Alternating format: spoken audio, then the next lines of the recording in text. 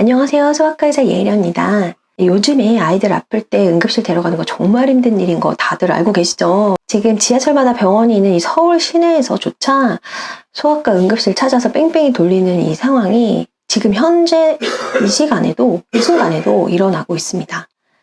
아이들 아프면 뭐 들쳐업고 근처 쓰레빠 신고 소아응급실 편하게 다니던 그때가 불과 4, 5년 전인데 지금 완전히 상황이 달라졌죠.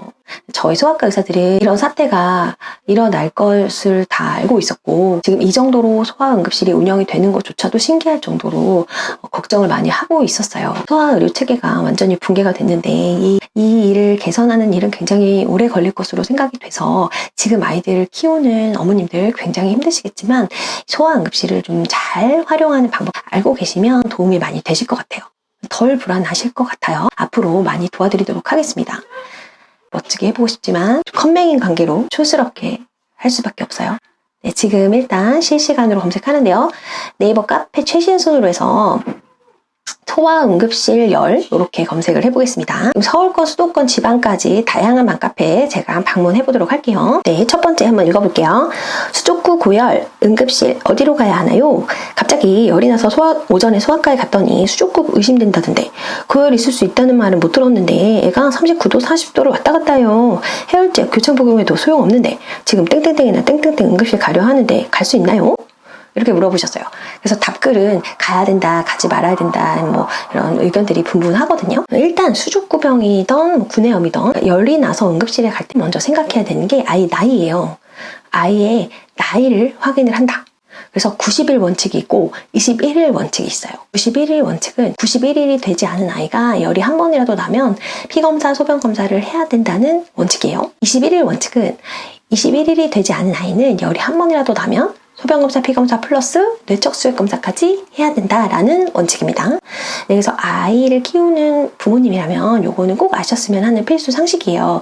교차 복용도 6개월 이후부터 가능하다. 이런 것들 몇 가지 있잖아요. 근데 제가 한번 나중에 요것도 썰을 한번 풀어보도록 하겠습니다. 하여간 이렇다면 수족구건 뭐건 뭐 무조건 고민할 거 없이 무조건 가야 돼요. 근데 응급실에 가기 전에 확인할 게 있어요. 요 나이의 아이를 받아주는지 꼭 확인받아야 돼요.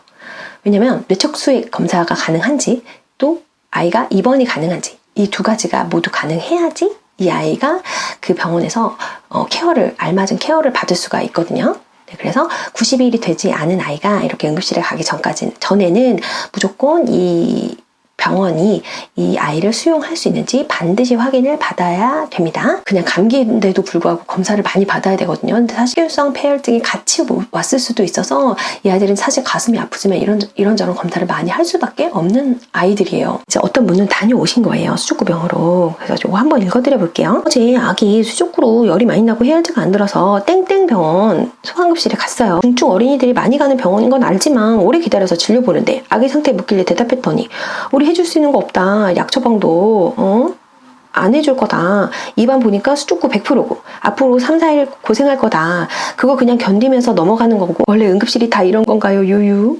아까 말씀드린 그런 위험한 연령대가 아니다. 라면 결론 가지 않는다. 네, 입이 아파서 너무 못 먹어. 그러면 다음날 수액 치료 가능한 소아과로 가시면 훨씬 더 좋을 것 같아요. 두 번째입니다. 7세 아이 열 안 떨어져서 갈 응급실 추천해주세요.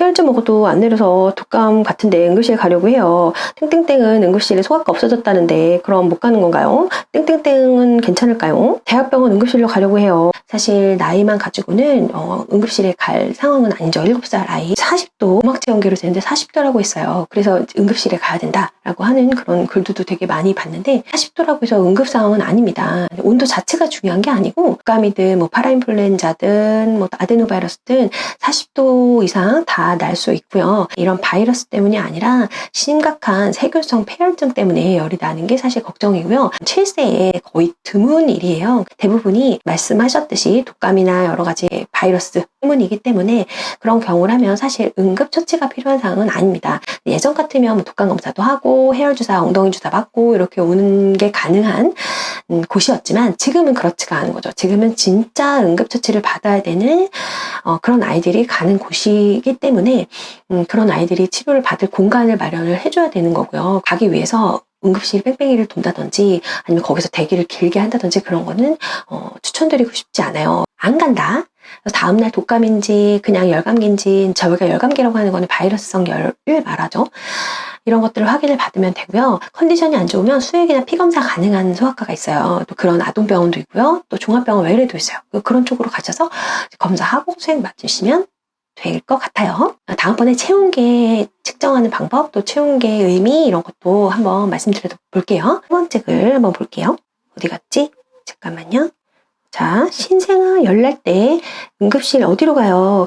열 나는데, 신생아 열 나는데 땡땡이나 땡땡 응급실 받아주나요? 심장 수술한 아기라 소아심장 선생님 계신 것도 알 수 있을까요? 유유.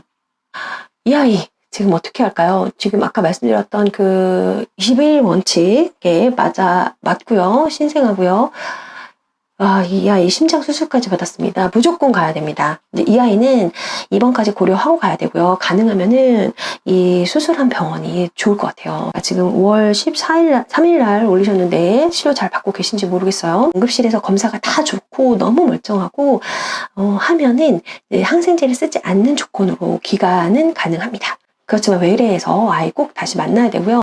무턱대고 항생제 쓰면 안 되는 시기예요. 이 시기는. 21일 꼭 기억하시고요. 모든 검사를 다 한 후에 항생제를 써야 되는 그런 아이예요. 왜냐하면 정말 심각한 세균 감염이 이제 감추어질 수 있고, 항생제를 쓰고 나면은 검사를 해도 정확도가 굉장히 떨어질 수 있기 때문에 검사를 다 하고 항생제를 써야 되는 그런 아이가 되겠습니다. 그래서 결론, 간다예요. 이 아이는 밤 아니라도 낮이라도 응급실에 가야 돼요.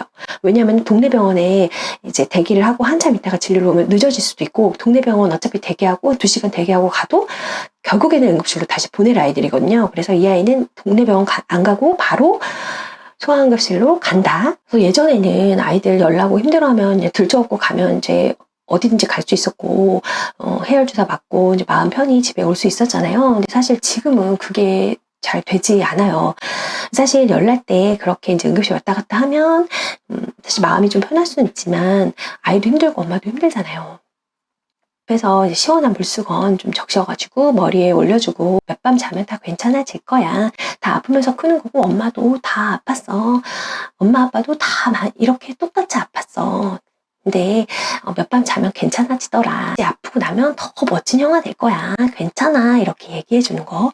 이게 사실 아이한테는 더 위로가 되고 안심이 되고 힘이 될 것 같아요. 그 다음날 엄마 아빠 아이 간호하시려면은 밤에 너무 이제 응급실 뺑뺑이 돌리고 응급실 대기하고 이런 것 때문에 체력 소비하지 마시고 집에서 아이 옆에서 잠깐이라도 푹 주무시기를